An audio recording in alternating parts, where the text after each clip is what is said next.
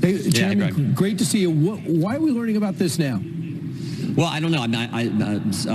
Chairman Turner brought this forward yesterday. It's obviously something that I think we need to view as in a serious matter. I guess my first thought was, thank goodness President Trump started Space Force. When you hear about what they're talking, Jake Sullivan's going to brief, not me today, but he'll be briefing the top people on the Intel Committee and what's called the Gang of Eight, the leaders in both the House and Senate.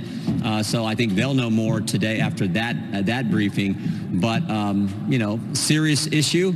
But yesterday, primarily, as I spent most of the day yesterday trying to figure out this FISA law, which is up for reauthorization, and particularly the protections Americans need when the government, the United States government, the federal government is going to be looking at their data. We think you have to have a warrant before you do that. And so we're fighting to make sure that gets done over the next several weeks as part of this FISA reauthorization. Right. And then we got to make sure those judges are not sold out and it's a real process. That's part of the key. So if it's not in there, you're not going to be for the FISA renewal.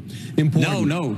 Because gotcha. Brian, think this is the FBI that spied on the presidential campaign. This is the FBI that censored Americans. This is the FBI that said pro-life Catholics were extremists, and we're going to let them police themselves. No, you got to have the way our system works is there are separate and equal branches of government, and you can't just have the executive branch police themselves. You have to go to another branch of government, the judicial branch, to get a probable cause warrant. That happens all the time, every single day in this country. Mm-hmm. That is a standard we've had around since the place started. So let's make sure that same standard exists, particularly when we know that the FBI abused this process 278,000 times. They didn't follow their rules, improperly queried this database. So that is a huge issue that has to be in the bill, or we should not reauthorize FISA. It has to be in there. Let's talk about this Georgia case, and we know that Fani Willis looks unbelievably compromised. It looks like she's admitted her relationships with Nathan Wade, whose credentials are weak to be a lead prosecutor on a former president of the United States.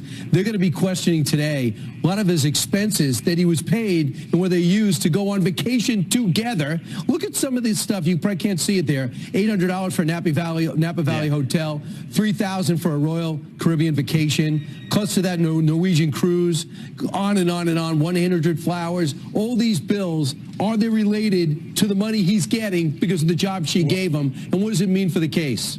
Yeah, she used taxpayer dollars to help Nathan Wade, who spent it in all kinds of ways, but he also used that money to go after President Trump, for goodness sake. So, yeah, I think she's compromised. And back up a second. She charged President Trump and 18 other people and was looking to charge 3 United States senators. She put this out, including the top Republican on the Senate Judiciary Committee. And now we find out, and we're talking to this individual, now we find out there's a whistleblower in the Fulton County DA's office who says that Fani Willis also misspent federal funds. Wow. That's why we've subpoenaed Ms. Willis for information related to that and other issues. We want to know what's going on here, but she sure looks like she's been compromised in this entire ridiculous effort that she undertook several months ago. I just hope they blow up the case because she has no credibility and she led the charge, and it seems to be all about politics. Now, I want to talk about this. We know all about the Robert Hur report, and they spent all this time going after Robert Hur over the weekend. He's got a problem. Now he's a Republican hack.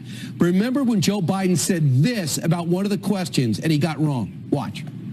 There's even reference that I don't remember when my son died. How in the hell dare he raise that? Frankly, when I was asked the question, I thought to myself, it wasn't any of their damn business. Well, he's got it wrong again. He wasn't asked the question. He brought up his son. Your reaction?